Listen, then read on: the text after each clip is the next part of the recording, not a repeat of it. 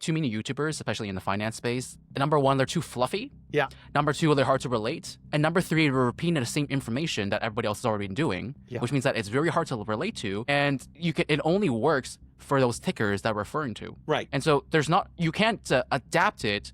Nobody can adapt it to their own needs. Right. Because investing is very fluid and personal. You're right. Because they're focusing on one asset. Regardless of what people say, it's very personalized, and that nobody's risk tolerance. Right. Nobody is the same. Nobody is identical. Well, and that's the other thing that you have to always, thread the needle on as being an influencer as well. Is like at the end of the day, I must repeat it 1,000 times. Look, this is the way I'm doing it. But what my needs, my situation in my life, and my investment goals are going to be absolutely guaranteed to be different than yours. All I could do is give you patterns. I can show you a pattern. Like when I show them the 3 pillars of income investing. I show you the pillars. It's up to you, each individual investor, to decide how much of this pillar do I want versus this versus this. If you're a very conservative investor, you could put all your investments only in conservative. So you can say, I'm only going to use pillar 1. So my strategy says, here are the pillars. You take the Lego blocks and decide which ones want to be in which one. So I'm giving them the freedom to know how to build their own portfolio and their own strategy, because I don't want to tell them, oh no, you should be maintaining. And that's the problem. And I think you said it yourself too, JJ. Too many people are too specific and too tangible. Like it's like, you must have a successful income portfolio, must be 35% yield. It's like, or you must only go in growth. Yeah, or nothing you must else works, only do growth, or you must only do this. It's like, no, that's like only for you. Who are you to say? Like, what is your background? First of all, are you even qualified to say that? Big bingo. The first one is half of them. That are you even qualified? Like, what are your credentials to tell someone else who doesn't even have the same goals? Right. Who number two, who doesn't have the same risk tolerance? Number three, who doesn't even have the same risk capacity? Right. Which is the amount of income they can technically lose if there is a huge market correction. Absolutely. And number four, their family background, their technical background, their time horizon. Everything is very different. So who are you to say that you have to do something when you don't even know who you're talking to? Right. So what gives you the right, first of all, to say this kind of stuff? Well, and that's the funny part is, and it's one I'm calling thing, it out right now from. And the funny part is, JJ, it's strange. It's acceptable to hear these kind of bad advice from people that are not experienced, trained financial advisors. For sure. But when you get, I'm not going to name names, but when you get that kind of advice or that kind of myopic, hammered down onto the table advice that the only good investment strategy is a growth strategy, and you didn't even, if you were actually a trained, certified planner or investment planner, the first thing they do is tell me what your needs are.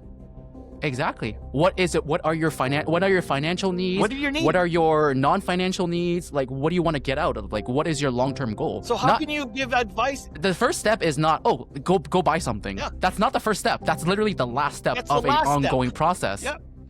Yeah. And so that's the part that really infuriates me, but I don't want to get into a pissing match with people like this. Like, let him do his own thing. But it has to be said, now, off the bat. Like, nobody should be following blind advice. Nope.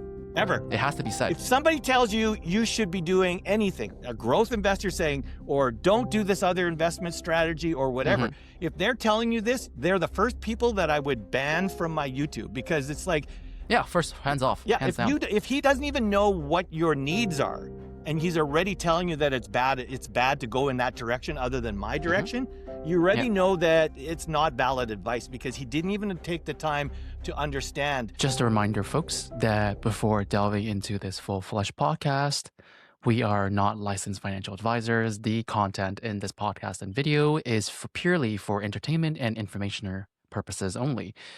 Always consult a licensed professional before making any investment decisions. Remember, investments that aren't FDIC insured can fluctuate in value, and so please invest wisely based on your own needs and risk tolerance. Now, on to the podcast itself. All right, folks, this is live. So welcome to a new collaboration between myself, Convos with JJ, and we have a new guest, Perry from the PIIverse. Hello. So Perry, why don't you go ahead and do a little brief introduction? Hey, JJ. Yeah. Thanks for inviting me. Of course. Christmas. Always a pleasure. our pre-Christmas video first meet. Although we did meet Exactly. in real, though, the first time we actually met in Which was real. pretty exciting, Yeah, that was for fun. sure. The Toronto thing was cool. So It was a blast. Like, honestly, when I first, I was kind of skeptical about the whole Blossom event. yeah, I don't know. I think you were too, like, yeah, especially for the more PII focus or any kind of income or derivatives based investors. yeah, I thought I would have a not as good time yeah. just based on the fact that there's so much online drama I between the know. whole growth versus income debate, which is still happening to this day.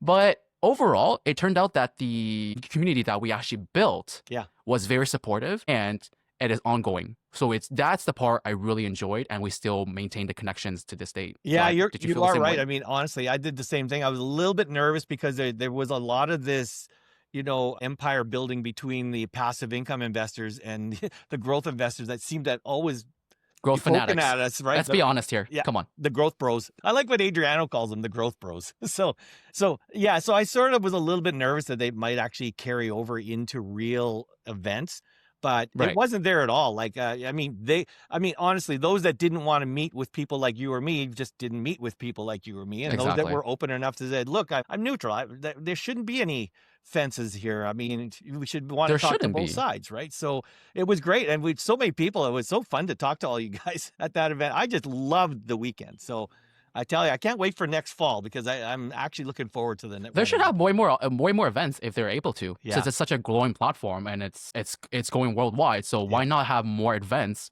rather just having it once a year? It's have the in-person connection, which is what Yeah. everybody is so used to. Because nowadays, ever since COVID, everything has gone online, Yeah. which means that connections that were built, they're not the same. Well, Like having a remote connection versus having an in-person connection, it's Totally very different. different. It's very different. It's very Yeah. different actually meeting somebody personally online. Like I got to sit down with Paul like before the event. We Mhm. sat around for like downtown Toronto for hours talking, and Heath and a whole bunch of other people I got to talk Yeah. for hours with. Just chit chatting, which you can't do on the Blossom platform, or you can't do it. It's hard. It's hard. That's why we made this is actually why we made our little group. This Yeah. is what we talk about So now. you chit chat amongst that, yeah.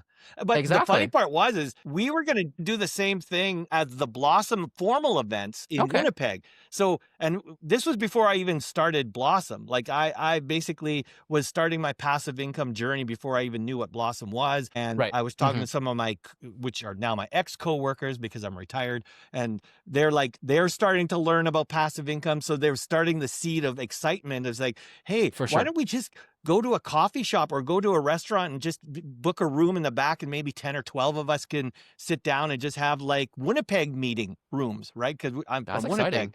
And Mhm. then the whole thing with the Blossom event happened, and myself and my little fiefdom inside Winnipeg said, why don't we do our own event here, our first local Winnipeg event? And Mhm. it was just overwhelmingly successful. Like we Right. could have actually had more, but we kept it at 100. We ended up having 72 people show up, which was great. But it was so exciting, and so many people said we got to do this again, that we're actually looking at maybe doing a May one, but much bigger, like Ooh, even a okay. bigger one. Maybe we'll rival the actual formal tour events. But yeah. So yeah, it is fun because I mean, living in Winnipeg, for example, is a very isolated city. It's a major city, but it's in the middle of nowhere. It's very cold and dreary, huh? It's From very what cold. I've heard. That's been this week for sure. So you get that. Same here in Montreal. It's bad. Well, I you guess guys it's not. get It's the probably ice not as bad in storms and Winnipeg. stuff, which are terrible. Yeah. We don't get Even in the past week, it's about -15, give or take. Okay. And even with the wind chill, it's about -20.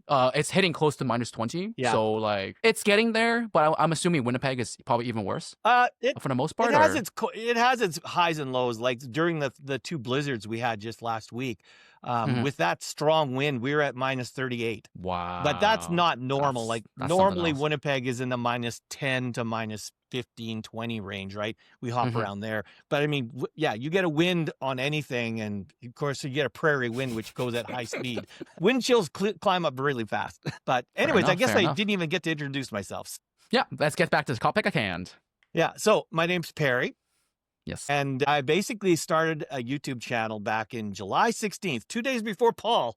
Better call Paul. Shout We out almost started the same day. So I started July 16th on that one. And it was only because I'm in the Blossom community, PIIverse in the Blossom community. And so many people were asking me over the last year and a half, because I have this spreadsheet that literally is like a mega spreadsheet that I use to track my entire portfolio.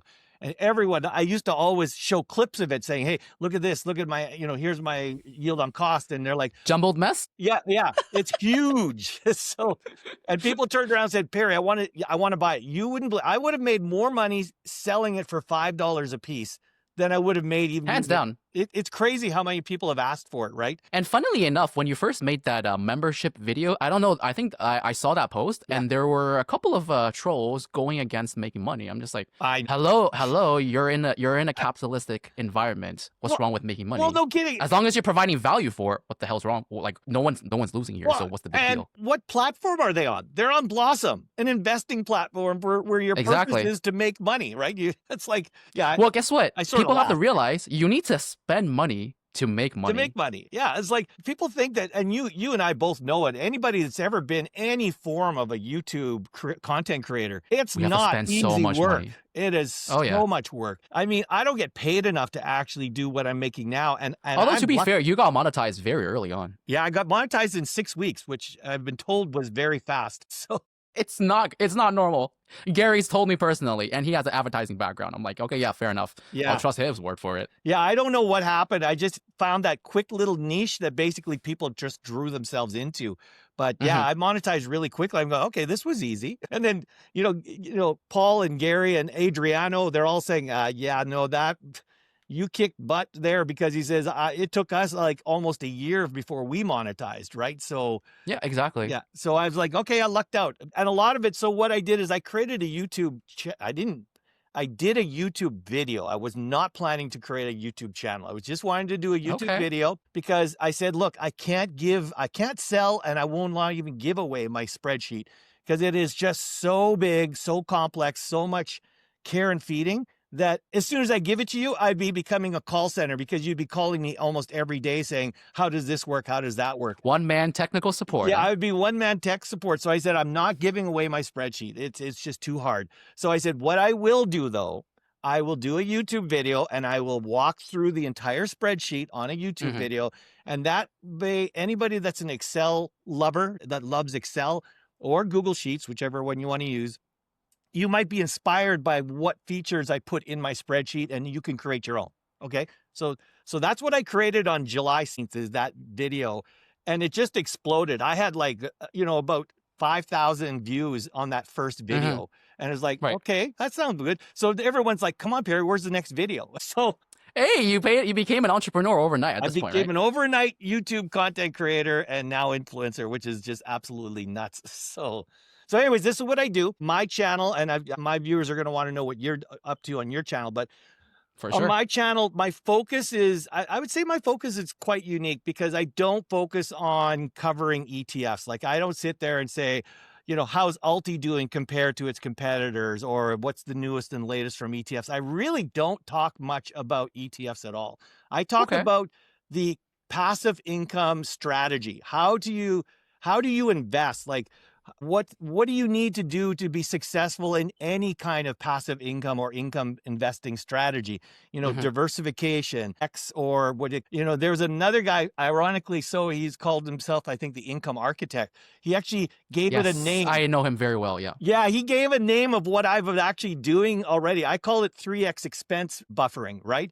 He's actually called it, I think, market downturn buffer, which is the same thing. That's very it's the more technical term. It's a better term than mine. I'll give him credit. Like, I wish I would have coined that term. That's a really He's very like data driven, which is what I like. Well, and for a fact that if it's based on if it's test based, then it throws out all these kind of like erosion myths out the door, because then if you're allowed to back test it, then there's a higher chance of survivability. Well, and that's the funny part, because honestly, him and I, we've never talked to each other, but we both were architects in the IT business.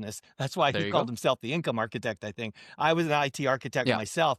So both of us have that background of 30, 40 years of basically taking very complex business problems and turning them into solutions and coming out with, okay, I mean, when you were working as an architect, you had to answer all the senior businesses' needs, right? I mean, we're talking large, big mega businesses. And you're like, you know, if I'm going to invest $20 million on this, where's the diversification? Where's the high availability? How are we going to deal with this? How are we going to deal with that? So we were always trained as architects to look at every element of a problem, you know? So there you go. It was just a natural for me to take that kind of knowledge in IT and move it into finance and into investing. And I think the income architect, he does it the same way. I can see his nuances like mine. It's basically you look at a problem and say, okay, let's talk it through and figure out how we're going to do it this way. And he does charts just like I do charts. Like he does visuals that basically show, you know, here are the three, like I just started about the 3 pillars of income investing. And so I saw it. It's pretty good. Yeah. But I've always been that way. And I'm sure the income architect does it the same way because we were always trained to understand the problem, build a pattern, and then basically understand what the pattern is, and then basically build a strategy that can actually build the foundation of that pattern. Because if you've got a pattern, you can repeat the pattern. That's the whole thing with the pattern, right? So, and you can see when I did the 3 pillars of income investing, it's a pattern because you can call it whatever you want. You can give it whatever different names you want. But at the end of the day, there's the conservative investor. There's the midline conservative, a little bit of aggressive investor. And then there's a portfolio that's very aggressive, right? Well, those 3 pillars. And then there's something else somewhere out there. Yeah. And then, then there's something like out crazy, there. Then there's crazy gambler. I just went to the casino. So exactly. But I mean, honestly, you could give it different names, but at the end of the day, the pattern is that there's a spectrum from conservative to aggressive, right? Right on. And if you could sort of take that concept and sort of say, but how do I do it in a way like when you're an architect and you have to try to present your solution to senior leaders like CIOs and stuff like that, they don't understand this technology. The technical side, yeah. They want to hear They don't it in a care. way that They don't care. They want the big picture. They want the big picture. So we were always trained to somehow make something that's really complex with wires and turn it into something that can make sense to a CIO. And so I think that's why with my YouTube channel, it's working out really well because I'm doing the same thing with investing and income investing as I did with IT. I'm trying to get the ugliness and the technicalities and make it a little bit more simple to understand, right? So I think that's where you're hitting home. I think too many YouTubers, especially in the finance space, they are number one, they're too fluffy. Yeah. Number 2, they're hard to relate. And number 3, we're repeating the same information that everybody else has already been doing, which means that it's very hard to relate to. And it only works for those tickers that we're referring to. Right. And so you can't adapt it. Nobody can adapt it to their own needs. Right. Because investing is very fluid and personal. You're right. Because they're focusing on one asset. Regardless of what people say, it's very personalized and that nobody's risk tolerance. Right. Nobody is the same. Nobody is identical. Well, and that's the other thing that you have to always, thread the needle on as being an influencer as well. Is like at the end of the day, I must repeat it 1,000 times. Look, this is the way I'm doing it. But what my needs, my situation in my life and my investment goals are going to be absolutely guaranteed to be different than yours. All I could do is give you patterns. I can show you a pattern. Like when I show them the 3 pillars of income investing, I show you the pillars. It's up to you, each individual investor, to decide how much of this pillar do I want versus this versus this.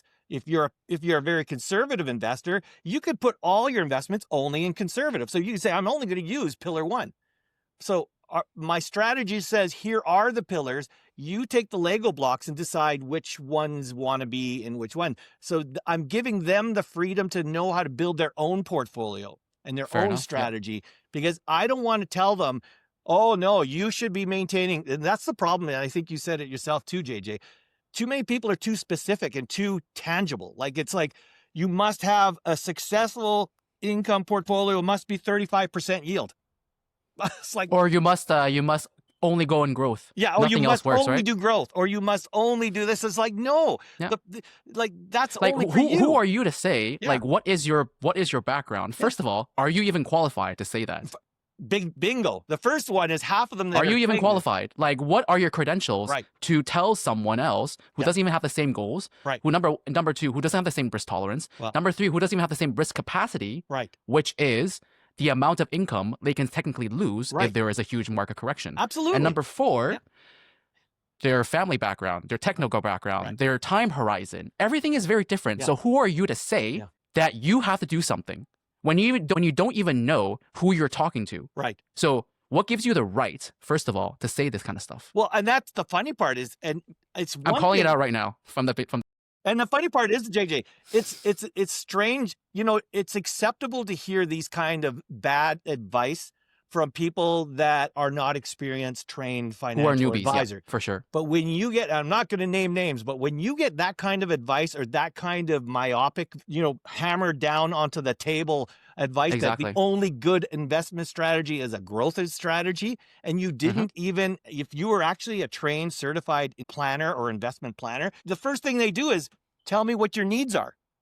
Exactly. What is it? What are your financial needs? What are your needs? What are your non-financial needs? Like, what do you want to get out of? Like, what is your long-term goal? So how can you give advice? The first step is not, oh, go buy something. Yeah. That's not the first step. That's literally the last step That's the of an last ongoing step. process. Yeah.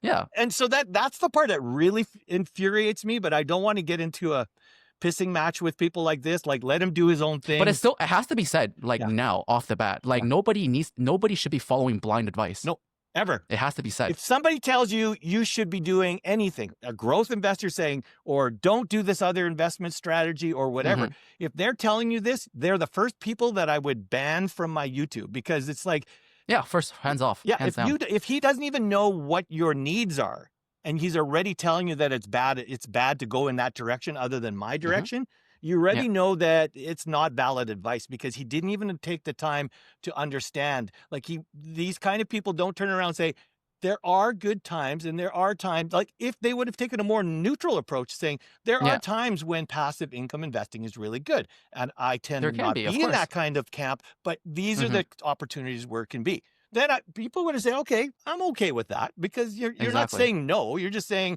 it's not for me, right? So anyways, so I stick to my channel, stick to my lane. Oh yeah, so now that we're mentioning the 3 pillars for viewers who are not familiar with what you're referring to. Remember, this has really been taking off. I've done 3 videos now on it. So the 3 pillars of income investing, or any kind of income investing, is you're basically, when you're doing a passive income strategy or any income strategy, like, you could be just all dividend stock. So it doesn't have to be passive income, AKA cover call ETFs. It could be any form of income investing.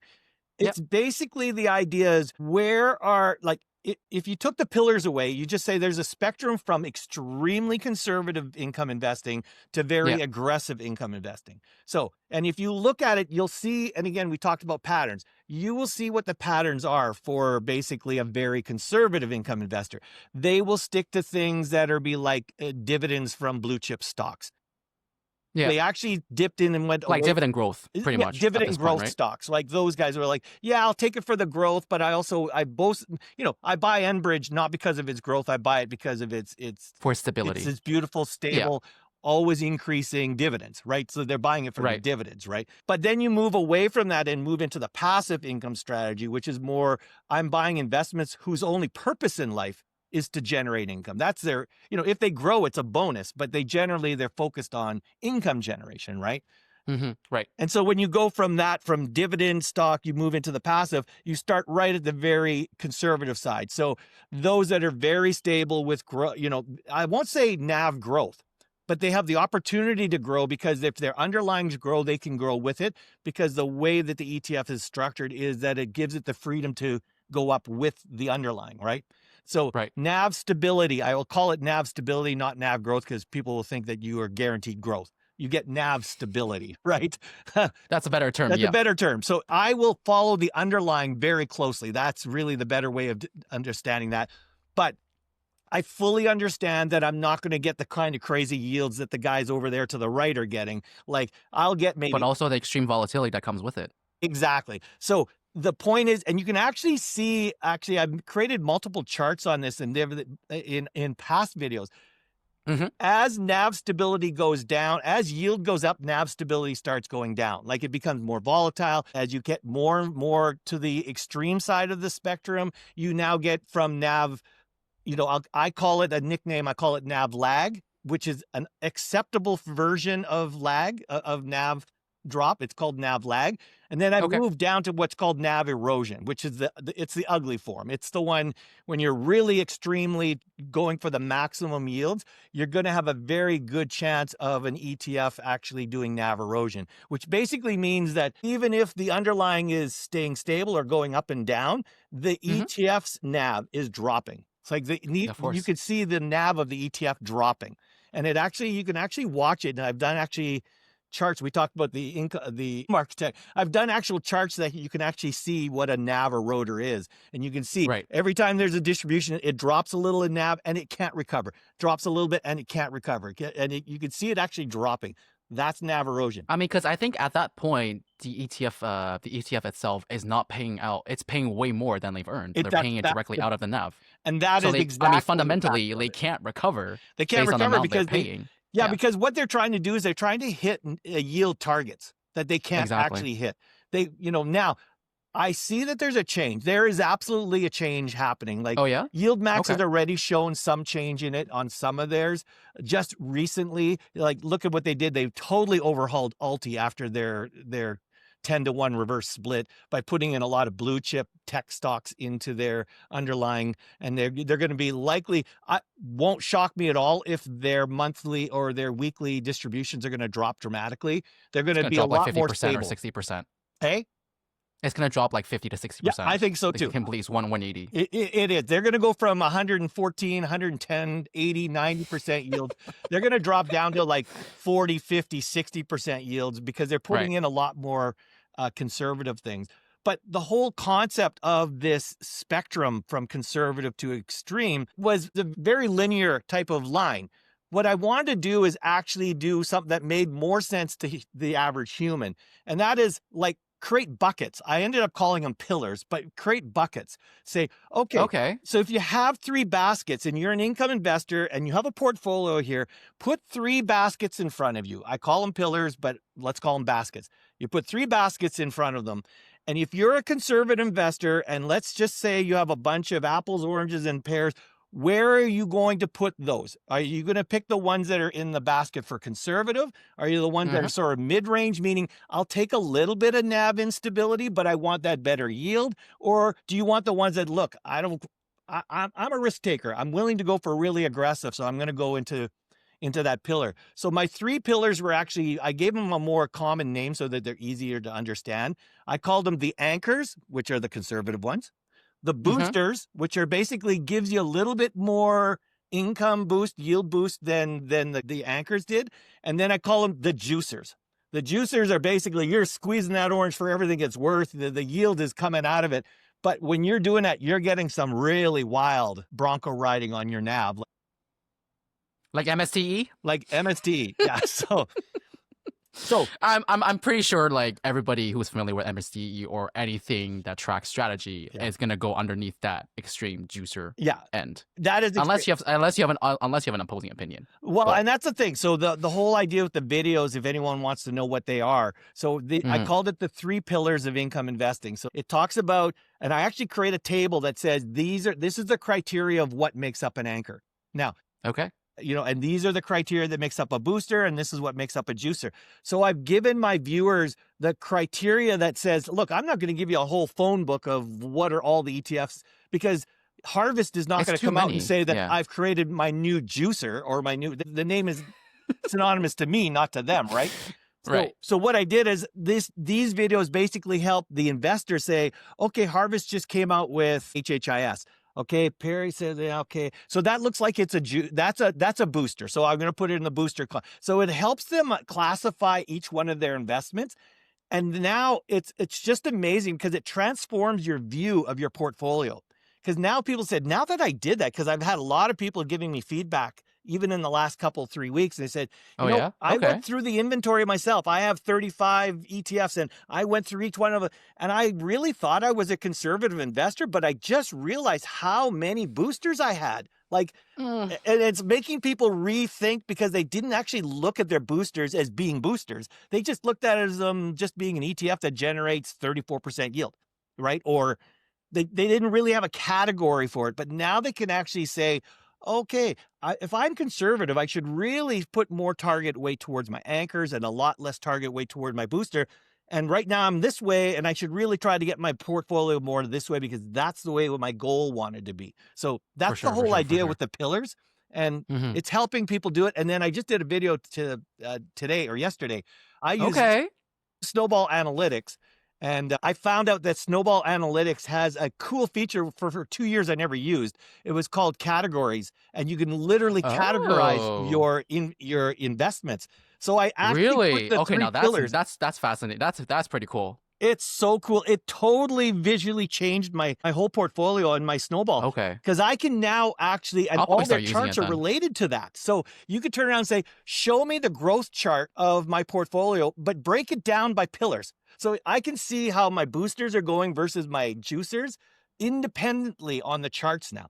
So really cool, Exciting. really cool. So That's really cool. yeah. So anyways, So actually, that's what that is. So very cool. So when you refer to those three pillars as okay, three pillars or baskets or what do you yeah. want to call it, how do you determine is there some kind of fluidity between the classifications or are they more so in one specific basket per se? Or is there some kind of fluidity where one ETF can flow in between those No. two categories? Yeah, okay. So I give a criteria so that it's easy to so it really if you use my criteria, you could say, okay, based on what he's saying here, basically Hmm. this falls under the category of an anchor. So what I turn around and for example, I think I have about 5 criteria that sort of says Okay. this is what it is. So for example, an anchor must be a composite ETF. It cannot be a single stock. If it's a single stock, it's immediately identified as a juicer. I don't even care if you're a low yielding juicer. As soon as a cover call ETF uses a single stock underlying, it is already identified as a juicer because Okay. it's deemed right away to be a much more volatile ETF because you're working it only on one underlying. MSTE. Yeah, MSD. Yeah. Well, even what's it called? LH. Yeah. What's the one from LLHE from Eli LLHE? Lilly, right? Which yeah, Yeah. Eli Lilly. Like you look at it and okay, it's only like what 20% yield. Why would you call that Oh, a by the way, juicer? folks, we are both Canadian-based investors. Oh yeah, So if people aren't unfamiliar with the tickers, we'll probably we'll go through a description of what they are and the underlying holding, yeah, so that viewers in the States or anywhere else around the world, they can use that kind of information for yeah. their own purposes Yeah, per even se. if it's just for reference, they can say, "Well, let me go look up that Exactly. stock or that ETF." Yeah. Right? Yeah. So what we're basically saying there is like Eli Lilly, or which from Harvest is a very conservative um, uh, single stock ETF. Like I think its yield is only about Relatively 20%, speaking. right? Yeah. Yeah. But what's really cool, and this is why I immediately call it a juicer, and this is when we talk about criteria. Even at 20%? Huh, I okay. think it's like 18 or 20%. I don't remember. I never have owned the stock. I I knew it think was one of the lower end ones. Eli Lilly definitely has recovered to near all-time high, so it's probably on the lower side. Yeah, I think it is. Yeah. It's definitely. I actually stayed away from it because it was under HHIS's yield, Yeah. and that was my rule. Was HHIS, folks, is the Harvest high income shares, so the all-in-one basket. So right. it encompasses all 19 holdings of Harvest, which include Eli Lilly, Netflix, Costco, JP Morgan. You have Reddit, you have Circle, Wow, you you remember have the them Mag all. 7, give or take. You're Yeah, doing pretty good. I like to know exactly what you're holding, Yeah. which should be the number one criteria Right. of what anybody wants to determine Yeah. what they want to hold. Yeah. It's not the ETF. That is just the on top ticker name, Right. which means nothing. Yeah. You have to look underneath and see Check under what the this hood. closed-end fund, what this ETF, or even Right. single stock ETF, what it does hold, Right. because it's going to track Yeah. that underlying Yeah, you from should a price definitely know. perspective. Again, it goes under the basic rules of investing. Know what you're investing in, right? Know the fundamentals. Yeah. Yeah. So, and my rule for that one, again, apologies for the non-Canadians out there. HHIS is the all-in-one that covers all of Harvest's single stock higher income. So my rule there is if I didn't have, if the single stock ETF had a lower yield than HHIS, I wasn't going to invest in it. I only quote unquote juiced HHIS by picking the cover call ETFs that were in the basket, but I wanted more from them. So I only Right. have Okay. PLTE, MSTE, CYNE. I think that's it. That's the only ones I got on top of that. Okay. But the good example of what I've said is like even Eli Lilly's, if you look at it, it's still, even though its yield is relatively low for a single stock, it's only like in the 20% range. it is still quite a volatile stock. Like its stock goes up and down quite a bit. I called it, that would be deemed a juicer into my pillar. But Okay. if you turned around and look at the anchor, I turned around and said, okay, and again, these are my criteria. And I've told my viewers, you build your own criteria. I'm showing you what mine looks like. If you want to take my 3 pillars and create 4 pillars, or if you want to take the 3 pillars and change your criteria, that's fully up to you. In my criteria, an anchor cannot have a yield more than 25%. 25% is pretty high. It's still high, but I wanted to give a maximum of where it had to end, right? Because then I say anything over 20% for really, it starts becoming a little bit more volatile. I was going to say 20, but I decided 20% is more safe. Yeah, I think 20 would have been a more safer number. So, but I had it initially at 30. I moved it down to 25. Okay. Well, you thought Biggie would fall under an anchor? Yeah, well, I wanted HHIS to fall under anchor. Biggie never. HHIS at 25% though, give or take. Biggie's in the 30s, the low 30s. I think it's smack dab at 30, maybe at 32% now, given its well, because of the price changes, minor correction. With that, But they at the time they generally are over 30, and HHIS was under 30. So I basically said I wanted to have enough to capture HHIS in it. But then a lot of my viewers gave me some good feedback and said, I think you're a little too aggressive. So I said, okay, I'll move it down to 25%. But it doesn't mean that it's not bad. I mean, generally, it's anything between 20 and 25%. There's not that many in that range. They're either under 20 or they're over 30. There's very few that actually, it's a pretty empty space in the 20s. Like they either pick something that's aggressive or something that's really conservative, right? So I figured, okay, I'll just cut that in half. I'll say 25 and lower is anchors and 25 and up is boosters, right? So, and then boosters go from 25% to 60% because there's some pretty aggressive boosters out there. Like what? Anything in particular? Oh God, yeah, there's lots of them. Give some examples. Granite, YSPY, TQQY, they're in the upper 40s, low 50s in there. WPay is a booster. It's at 59.7% right now. So really, it almost moved to juicer level. WPay. I think it should be because of its inherent leverage strategy, which actually moves even higher. Well, that's funny. I don't think this is a booster. It's more on the juicer side. Well, personally speaking. Yeah. So what we did is we basically called juicers the juicers are the extremes. They're the ones that are using single stocks. They're going for yields over 60%. Like they're really out there. I mean, honestly, this is my view. A lot of people could have actually added a 4th pillar and actually created like anchors, boosters in the 25 to 40 range. And then you could have added 40 to 60. And then you could have had like extreme juicers between 60 and instead up, of juicers being at that level, you can just say off the charts. Off the chart. Yeah. They're off the charts. Well, something else. You just call them gamblers. That's it. Yeah. That's what it is. Yeah. So, and I think, and clearly Alti falls in that list. Oh yeah. You're gambling. That's funny you said that. I had to actually 2 days later, 2 days after my first video, I had to do another video that updated my criteria because there was a lot of pushback from me saying, because my rule initially was if you are a composite ETF, you fall under boosters, even if they're extreme. And a lot of people What do you mean by didn't composite like it. ETF? What do you mean by composite ETF? Composite means it's not single stock. It means it's either a sector, it's an index, it's a basket of multiple. For example, bank has all the Canadian banks, so that kind of thing. So I call them composites because they're made up of something, right? I see. Okay. So I turned around and I said, okay, if it's composite, it falls under booster. And then people said, no, that's not right, because that means Alti fits under there, and there's no way Alti is a booster. So I said, you know what? You are right. They have to fit between 25 and 60, and they have to be a composite. If it's not a composite, it's still a juicer. So Alti, and it took LFGY with it. Alti and LFGY got both booted out of boosters, and they got moved over to the juicer category. I mean, I would say anything that tracks crypto should be off the charts. Wow, in my opinion. Yeah, they are. I mean, they are. Well, but then again, I've got blocks, which is only 35% yield. That's true. Yeah, I consider like booster. I would say blocks would probably be the exception and would fall under the booster category. Yeah, but and again, boosters, in my view of the world, boosters are still risky. They are still going to be having the volatility.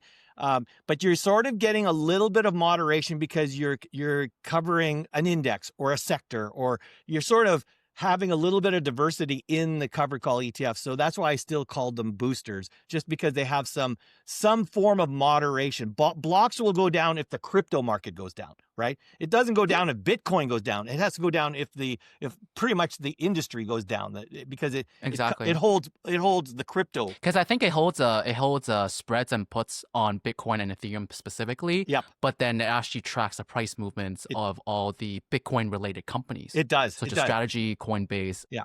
Well, there's a whole other stuff too there. Yeah. Literally, if it's crypto, it's basically in there. And it's very much like LFGY. LFGY does the exact same thing. It basically does the same thing.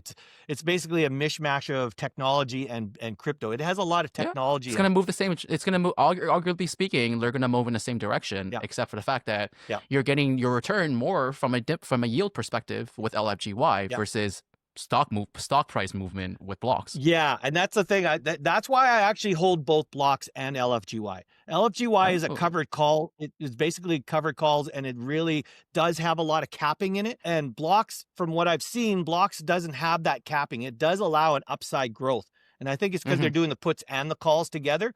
Exactly. Yeah. So I think right now, and it also has I think 10% Ethereum exposure. Well, yes. I don't know if it's actually helping. Yeah, I don't know if it's helping anything. Exactly. Considering the fact that Ethereum moves even more volatile. Even more volatile. Yeah. It's even more volatile. I mean, right than now, Bitcoin. it's hard it's hard. And I did watch a lot of other people from other influencers. Adriano is like the same thing. He said, let's go back and talk about Bitcoin, from the last crypto winter, right? I mean, when it was down in the 20,000 range or whatever, stuff like that, how many people then wanted to buy into it, saying, I'm not buying into that stuff. That's garbage. Well, it's hard to be positive in a sector that's really hurting badly. It's just like the oil sector, right? When it's hurting, it's the time people panic, but it's also the time that you should really be getting into it, Right. If you have belief that crypto will recover, which I do, I mean, it's hard to... It has its cycles. It's going to rebound. Right. Yeah. Why would you not be investing in them right now when everything's hurting? Like, that's why I'm really piling up a little bit more on blocks.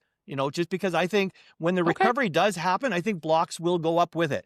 I'm not really investing in LFGY much because I'm already at my target weight. So because I'm at my target weight, how do you decide your one of my rules of investing is my target weights? Yeah, no, sorry. Yeah, exactly. I was going to ask, how do you decide your target weights between the different, I guess, satellite versus like composites positions? Yeah, so the way I do target weights is, so my whole portfolio is like, I currently have 34 covered call ETFs. Right. And I actually have 3 stocks. So I am a hybrid investor. I do have stocks too. So, but they only make up 15% of my entire portfolio. My income, it makes up 85%. So I have 34 covered call ETFs. My spreadsheet basically says, give me, every time a new covered call ETF joins my catalog, and I've actually, my strategy basically says, I can't invest in any covered call ETF or any investment unless it's been vetted and it comes into my catalog. So once it comes into my catalog, all my accounts can use it. I have 7 accounts. So my 7 accounts basically say, well, I can't touch LFGY because Perry's not put it in the catalog yet, right? So once I put... Remember, folks, we're speaking to all the public for like everybody who's focused. Just because Perry or I don't have something doesn't mean that you can't have something. Like, don't copy. No. Do not blindly copy. It makes no sense. No. Like, everybody has a different taste. And a different... From a simplest perspective. Absolutely. And that's why I said, like, we should have actually... Maybe you'll put the disclaimer in front of this video because... especially with all that stuff, we'll have to put our disclaimer. We are not investment or tax experts. We are just basically investors here telling you our stories, right? So, and please do not follow what we do. We're just telling our story. And if you're like, hey, I wouldn't buy that stuff, you're right. You shouldn't be buying it if you don't want to, right? Mm-hmm. So, but what I do is once it joins my catalog, let's say LFGY never was in there. Once it joins my catalog and I say, you know what? I like it. I think I want it to be part of my portfolio. I put it into my spreadsheet, and right away I have my allocation is based on 100%. So I have a holding weight of 100% from top to bottom. Right? And all 37 now, all 37 investments basically have to have a weight. It has to have some kind of weight that says, if you're in my portfolio, you have to have a part of my weight. So when I install a new ETF, I look at it right away and say, okay, what is this? Now, the good part, now that I got the 3 pillars, I can actually put a better classification to it. But before I had this definition of this pattern called pillars, I looked at it and said, you know what? This one's pretty conservative. Like, it only has a yield of about 15%. He's very conservative. He's very stable on the NAV. I think I'm going to give it a weight. Like, I have a rule that says none of my investments can exceed 5%. That's my personal rule. My investments have a 5% rule. Basically, you cannot have holding weight greater than 5. Now, I do allow it on exceptions, but I have to convince myself why I went over that number. 3 of them go over 5%, right? So, but all the others stay at 5% or lower, right? So I'll turn around and say, okay, well, if he's a very conservative cover call ETF, let's say like HYLD, I'll use that again. It's a Canadian one from Hamilton. Yeah. That's very Think of it as an S&P 500 alternative. It is. And it's very conservative. They're like, if you look at their charts, they're getting about, I don't know, 10 to 12% yields. It's a very low exactly. It's 12.26%. Is it? After its recent you're like increase. a machine. So so it's in the 12. Hey, I'm a very numbers-based guy. I like it. So you could, I'm going to give you a number and you just tell me what it is. So sure. So definitely absolutely fits in my anchor category. Is 12%. It tracks the NAV very good. It's a solid, stable cover call ETF. So I'll turn around and say, okay, he's allowed to go all the way to 5% holding weight. So I could initially give it 5%, but then I turn around and say, okay, he is 5%, but he is an alternative to the S&P, and I already have USCL, and I was like, so I turn around and do sector weighting, and I say, okay, if my sector is already pretty full, I already got a lot of S&P, I might turn around and say, okay, if I don't want to be overweight on S&P. So if HYLD is coming in here, then that means USCL might have to come down, or I might have to sort of balance the two out because I've already got a lot of it here and I've got a lot of it here. So I might turn around and say that HYLD will come in. He's the new game in town. I might start him at 2% as a holding weight. Okay. And that's a trial. It's like a probationary period. After, say, half a year and he's really performing well, I could turn around and say, you know what, HYLD, you're doing good. Matter of fact, you're doing better than USCL is doing. So I will turn around and say, maybe it's time to rebalance. And I might turn around and say, okay, I'm going to give HYLD 3% and I'm going to pull USCL down to 2%. So my holding weight is dynamic, but it's sort of like when you do bowling and you put the guardrails up. And when you're doing, that practice bowling, it's the same kind of thing. The target weights is basically helping you keep in line with that cover call ETF, which is really good. Discipline when you're doing something like, for example, Alti. Like when I decided to finally invest in Alti, I finally said, okay, you still have it? I do have it. I bought it when it looked like it went down, and in the spring they stabilized it, and I thought, okay. They must have put things in. Yeah, okay. It was in the March. If you look in their March to April period, March, April, May period, you notice it was relatively flat. It went flat for a while. And then in the summer, it just kept going back down. So I thought, okay, you know what? They've started to put some put spreads in it. Maybe they must have put some protections in it. And it seems like it's doing good. But here's the thing. Gee, I guess it helped so much, right? Yeah, it didn't help much at all. But here's the good thing about having target weight. When I brought in Alti, I said, I'm not giving it. It is still extremely risky. It has shown a history of NAV erosion. Right. I'm going to dip my toe in it. So with that, I'm only going to give it a target weight of 1%.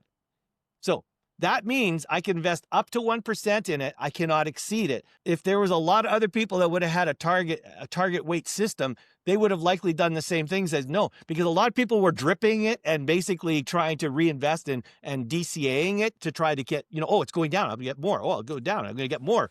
I don't do that. If it hits a target weight, I stop. I stop investing. I think that's good. Yeah. That's a good way to put it. And right now, my Alti is only at 0.9. Yeah. So 0.9%, huh? Yeah.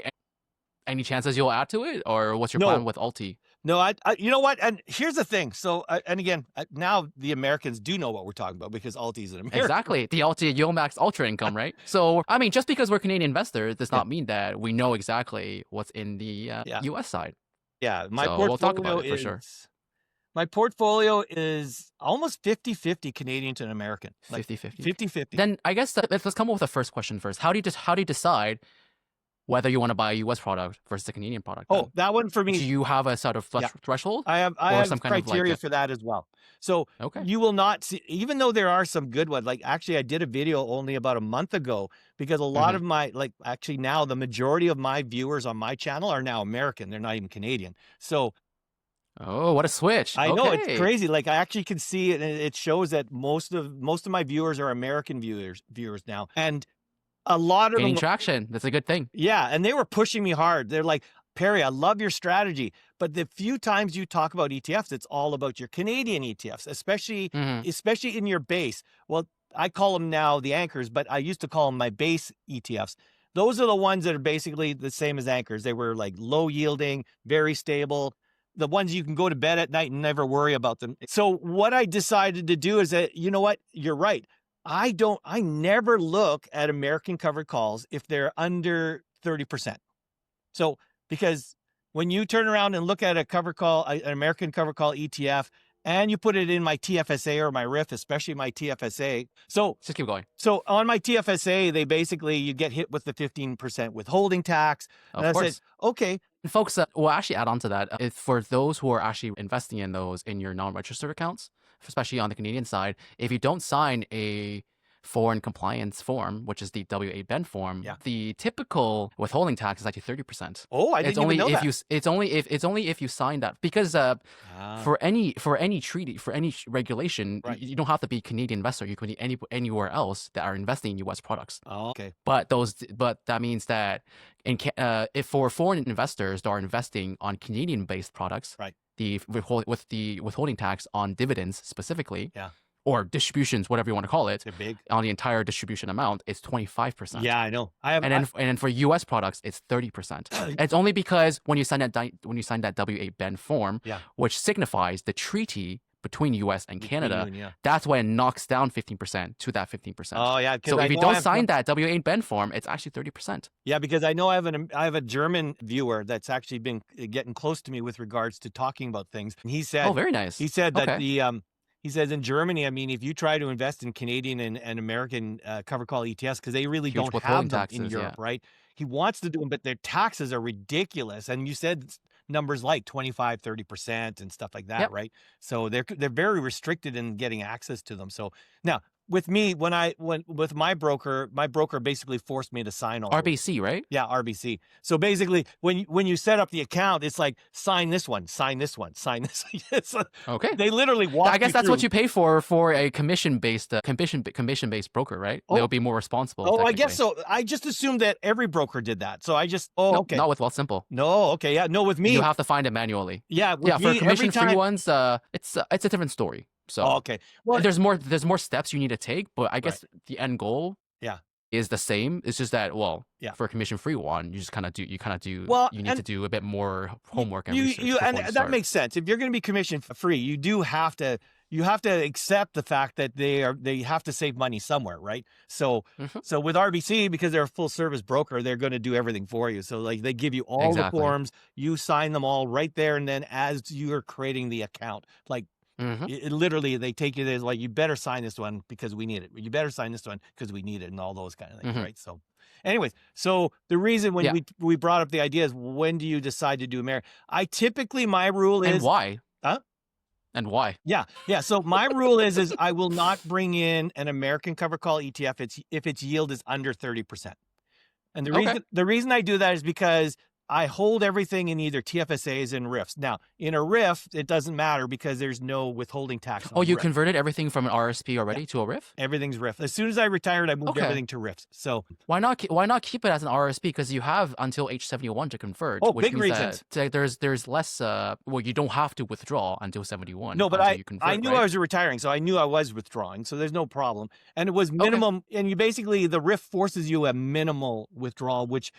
Forget about minimum. I'm at maximum almost. Like the number. Oh yeah, I withdraw tons. About 70% of my monthly income comes from my RIFs, right? So, aren't you tax heavy then? Yeah, I get taxed. Well, I get taxed like you're doing a salary, like a job. Like I basically get taxed like a job, right? So yeah. But the nice thing with a RIF is you're only you're restricted on your minimum, not your maximum. So they'll say the minimum you can withdraw out of a RIF is, say, $790 or $1,020.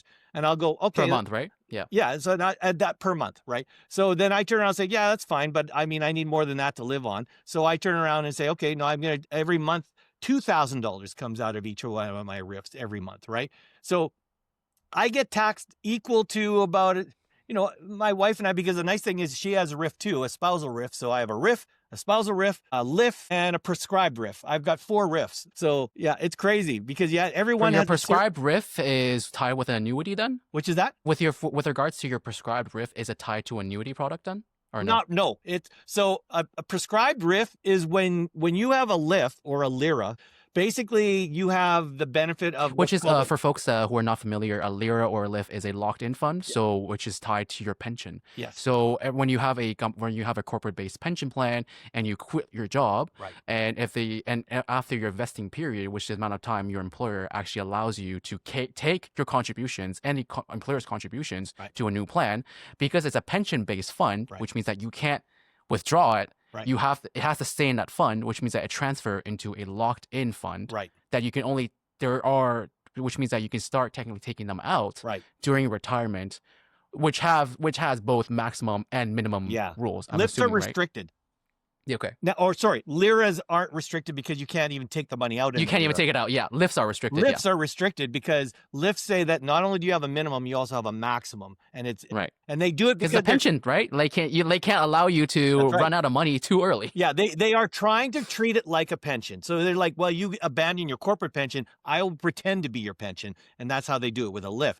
But gotcha. The benefit of a LIF is, and every province is different. Again, apologies for the American viewers, but I'm pretty sure they have similar rules. They have different, in the States. Just check with your state. Yeah, it's gonna be 401ks and all those their IRAs and stuff. They all have similar kind of rules. But in Canada, with a LIF, you can have a one-time 50% withdrawal at time of one time you can take out 50% of your LIF. So what I did right away, you want to get as much out of your LIF as possible because it's restricted and you don't want restrictions, right? So as soon as I converted my LIRA to a LIF, I moved 50% of it out of the LIF. It has to go to a RIF, and they call it a special RIF. They call it a prescribed RIF. So all it is a RIF that came out of a LIF. That's all it is. It basically has no rule differences than a RIF. Like, there's no difference between my normal RIF and my PIIverse. They do the exact same thing. The only thing they say is it came from a LIF, so they call it a PIIverse, right? Gotcha. Yeah. Now, okay. Other provinces simple call name it change, something all the different. same. Like I think Saskatchewan and Ontario or something, I think they call them SRIFs, or not meaning spousal RIF. They call it like a special RIF or something like that. They got another name for it, but in Manitoba, it's called a PIIverse. So that's why I have 4 of them. I have my RIF. I have my wife's spousal RIF. I have the LIF, and then the 50% that came out of there went into this one, so that became my PIIverse. So I have 4 RIFs, and all 4 of them pay every month on the 15th of the month.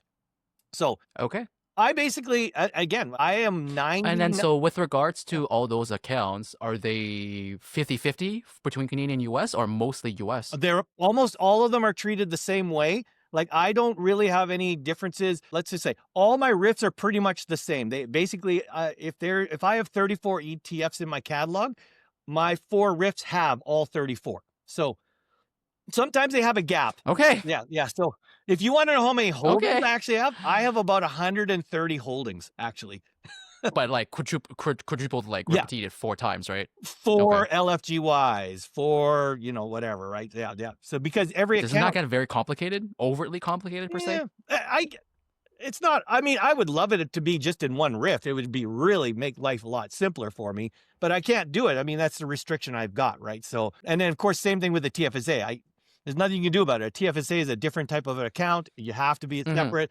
And because my wife and I both have one, you have to have 2 TFSAs because you can't share. They both have to be their own. So I have 2 TFSAs and 4 RIFs. And then I have a non-registered, which I use for my investments. So all my RIFs and all my TFSAs have all American and all Canadian. They basically have 50-50 of everything. So, And so what it is that, and again, for those that don't know this already, if you put American cover call ETFs, the income coming out of an American cover call ETF is hit with a 15% withholding tax. So not in a RIF though. Not on a RIF, on a TFSA. Yeah. On a TFSA. On a RIF, there's no taxes on a RIF. They're like all retirement sort of accounts. So you have LIFs, you have LIRAs, you have RSPs. RSPs, yeah. I have my mind blanked out for a second. Yeah, RSPs and then RIFs, so RIFs, which is what RSPs convert to during retirement. Yeah. They all, because they are technically all under the same group as retirement accounts, then there is no 15% withholding tax. Yeah, and it's vice versa. I believe the Americans have the same way. If an American held a Canadian cover call ETF.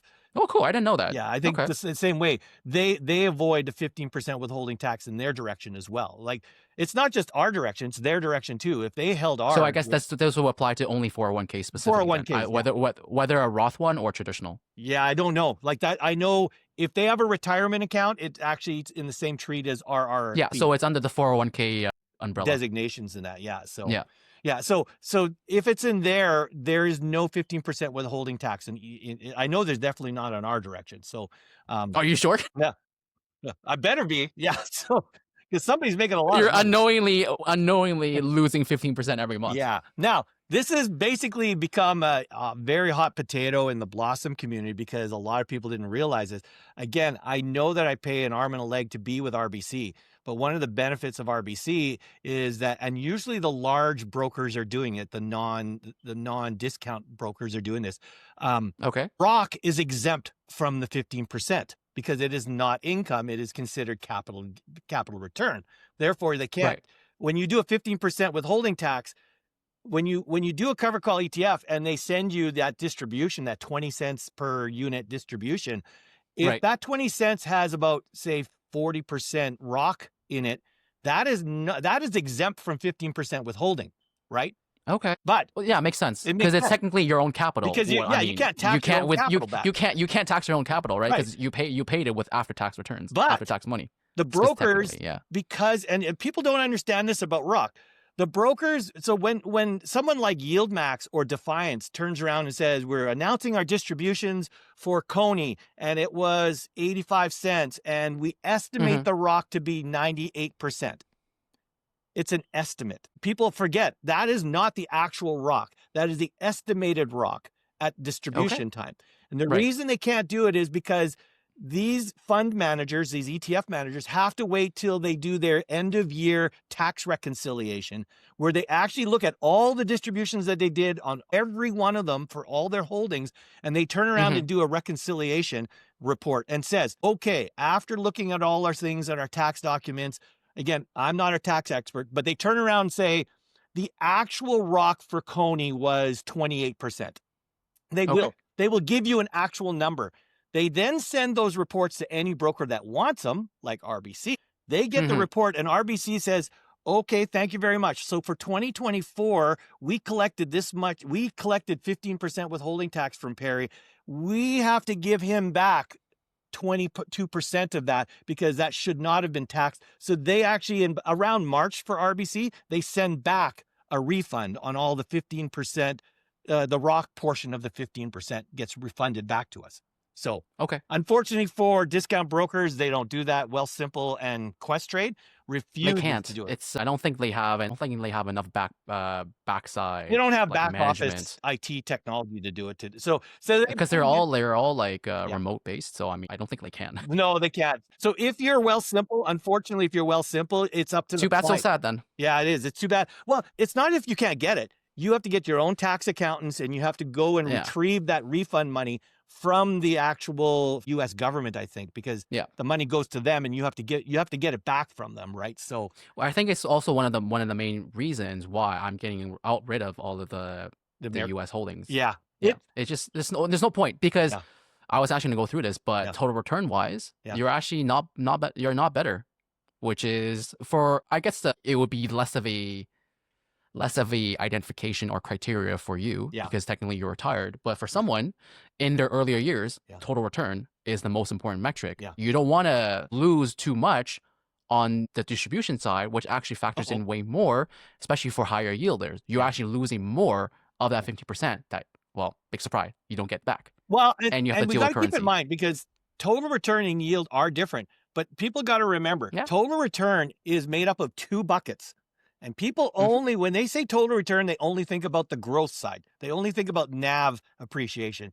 Total return is a blending of income plus NAV appreciation or Yep. NAV volatility.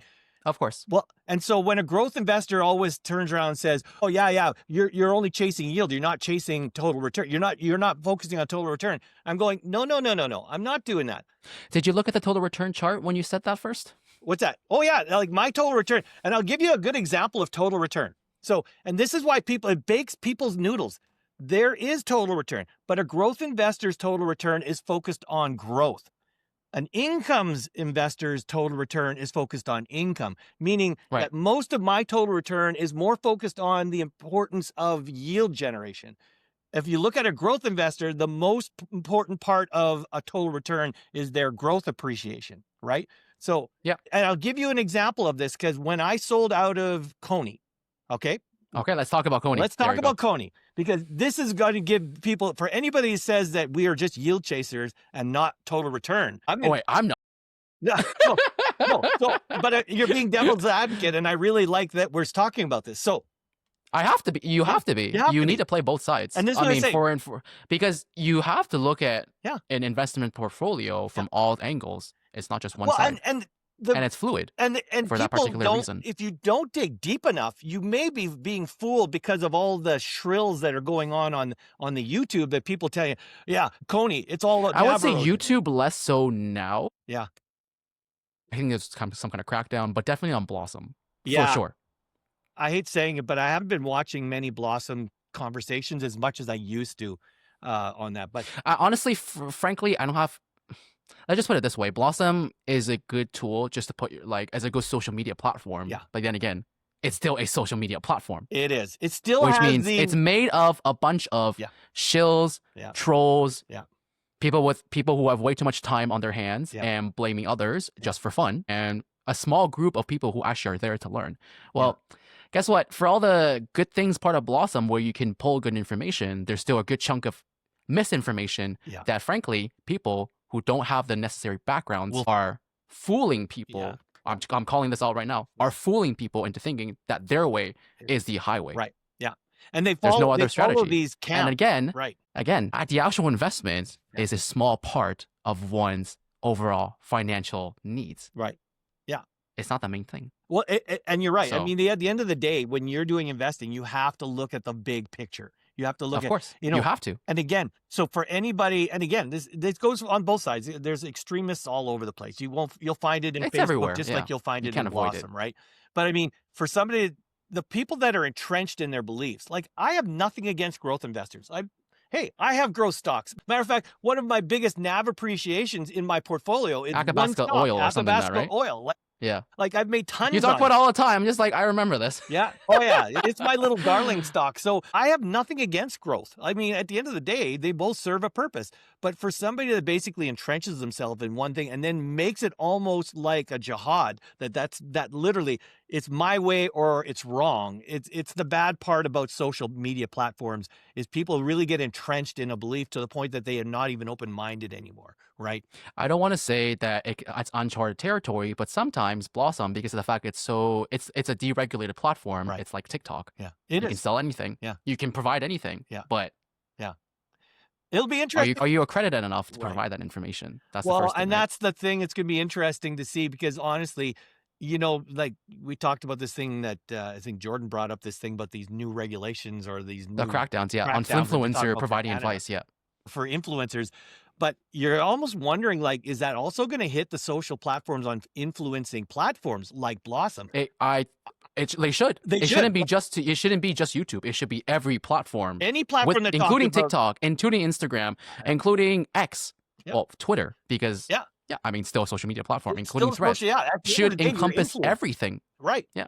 Exactly. So it'll be interesting to see how these regulations actually affect even a platform like Blossom, which is all about influencing, Selling a talking dream. about selling, basically my beliefs and stuff like that, right? So Yeah. again, nothing against Call it Blossom. as it It's is. just a social platform is a social platform, and it has its goods and it has its bads, right? I mean, it definitely was a good for me because I've actually became a YouTube influencer because of it. And I've learned a lot. I have to say, I have learned a lot. But you've got, when you're going into a platform like Blossom, and I told my sister, my daughter and my sister, when you're going to Blossom, I have no problems about you going in there for sure. But take everything with a grain of salt. Everything you It's kind of like, it's uncharted territory, to put it at best. What's that? It's uncharted territory, to put it at best. You're right. So the point would be is everything, just like you do in YouTube and Facebook, don't believe everything you read. If you read it and you find that, wow, is that true? Go research it. Don't just believe it. Go research it. So don't take it as its face value. Don't take it as face value. Do your researage. Yeah, do your research. So anyways, we talked about Coney. So why'd you sell it? So here's the thing. I finally decided to sell it because I mean, you were pretty hardball on keeping it for the longest time. I was so what changed? I was going to keep it. And the reason I was going to keep it is because here's the first thing. I was already at what I refer to house money status on it. I've had it for over 2 years. Basically, I had about 92,000 or 90 whatever thousand in investments in it. Like I had that much invested in Coney. I made about $94,000 in distributions over the same 2-year period. So you only made $2,000? No. So that's $2,000. It was income. Then I sold Coney and I made another $26,000 out of it. So basically, I had a covered call ETF that for 2 years was paying out $4,000 in income, of which that $94,000, I only withdraw about 25% of it. It goes out and gets withdrawn for me to live. The rest of my money, because I totally believe in a reinvestment strategy. The rest of it gets reinvested. You have to. So there are little Conies all over my portfolio because all the money that was not being withdrawn from Coney went into other things like WPay, like TS, YS. Is YSPY basically S&P. a put spread option on S&P from Granite S&P. shares? Or? And it's, I think, 3 times. 3x leverage? 3x leverage. One is 3x and the other, Granite. Okay. I think it's something else. Yeah. I think it's 2x leverage on their single stocks. And correct me if I'm wrong. I don't know it. I think that YSPY is 3x leverage. I can't remember which one it is, but because it's on an index, so I think it's bigger. So, but anyways, so. Do you call that gambling then? Technically? Well, X leverage? It is leverage, yeah. But it's on an index, so I took it on like, here's the thing. I don't consider leverage to be a risk. I consider leverage on a cover call ETF to be volatility. Because people turn around and say, oh yeah, well, you're buying a cover call ETF because it's got leverage. That's risky. No. If I am a buy and hold investor, there's no risk in it because all leverage does is make the underlying more volatile, right? If you still believe in the underlying, and I do believe in the S&P, all that 3x leverage does, it makes it go like this as opposed to like this. But if I'm a buy and hold investor, I'm going to basically keep holding it for a long period of time. So it will be still quite volatile. The only thing that would add a problem to that is if their cover call strategy caps their upside. So then you'll go like... Hence yield max, right? Yeah. Well, hence yield max, right? So anyway, so I ended up with Coney. The reason I got rid of it, I could have kept it and it could have kept on paying me, a little bit more. Were you holding it in your RIF accounts? Hold it TFSA, on everything. Or like I held it in my TFSAs and in my RIFs. It was across all. And you were okay with that 15%? Yeah. Every time? Oh, yeah. Okay. It's gone. So like, remember, 15% of 50% is only, that brings my yield from 50% to 42.5%. Yeah, but okay, I'm gonna play the other side here. Yeah. You're still, because of the fact that distribution plays a huge factor on that total return. It's still a huge chunk. Oh, especially for those who are not in your position and just starting out, or at a way lower seed fund level. Yeah, it doesn't make any sense holding this. Yeah, well, that perspective, the point would be is like, even if you take the 15% withholding tax out of Coney's was higher. It was about 80%. I remember what the number, but I'm using YSPY. I guess then you're getting like 60%. Let's just say that. Yeah. So you're still, and you turn around and look at it, there's almost no Canadian cover call ETFs that had those kind of numbers, right? I mean, everything in the Canadian cover call ETF market, 80-90% of them are under 30%. I'll say almost, because they're not going to have juicers. Yeah, they know that. Yeah, there are no juicers really. There are very few. Harvest now has it with PLTE and with and those guys, but that's rare. That's not even a juicer, in my opinion. That's a well-behaved juicer, if I have to call it that. Except for MST. Well, and for again, now, I mean, because it's tracking the underlying, and the underlying is like, well, this is not MST. I guess a big surprise, right? Yeah, like people are turning around and picking on MST. MST is following the damn underlying. It's if you want to blame somebody, blame MSTR. It's strategy. Blame Michael Saylor, you mean?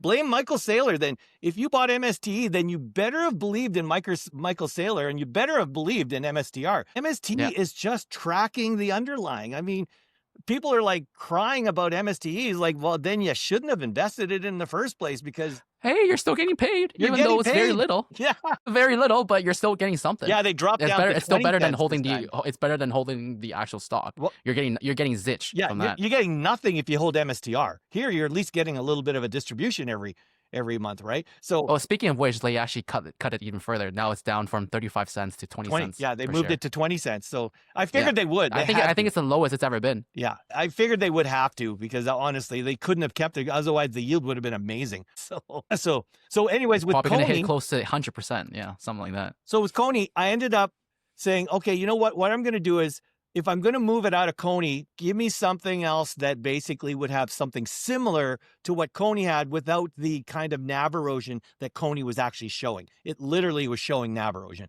So I did decide, you know what? I'm going to compromise a little. I'm going to go to COIW, which is Roundhill of Coney. Okay. It's a Roundhill. What a switch. It's Roundhill's version of Coin. So I moved to Not them. covered call.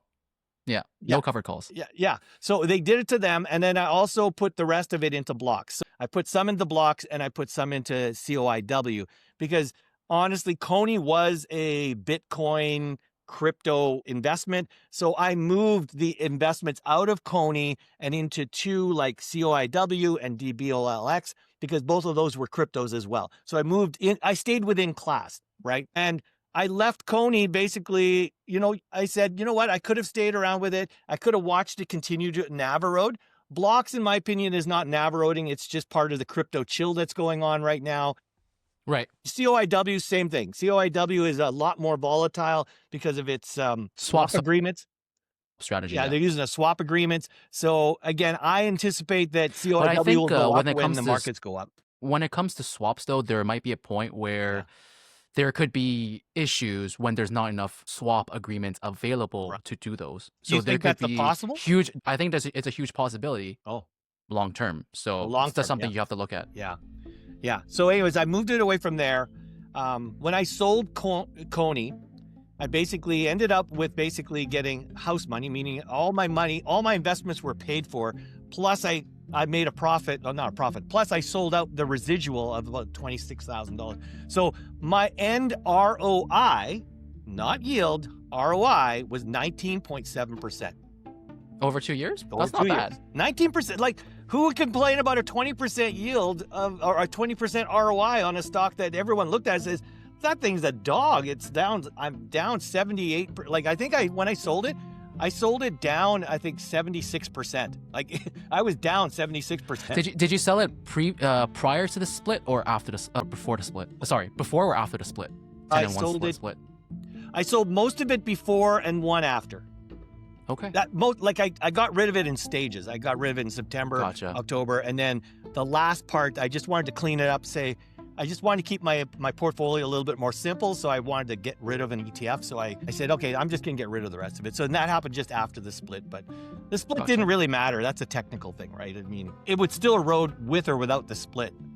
Yeah. It was going down. Until they fix their strategy, it's going to keep going. Exactly. Now, like it or not. Yeah. And this is why I say I did a video also on, because that was the thing to talk about, is the reverse splits from YieldMax, right? So, oh wow, a dozen of them all went down. I think it was Tesla, Ulti, Misty, and Coney who did the reverse split. Yes. Those four. Wasn't there 12? Wasn't there 12 of them?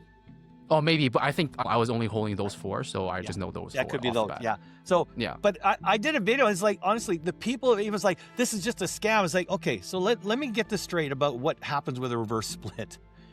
A reverse split, the party that gets hurt the most in a reverse split is the fund manager, because it is the worst PR campaign that they could get in their life. They make money on AUM going up.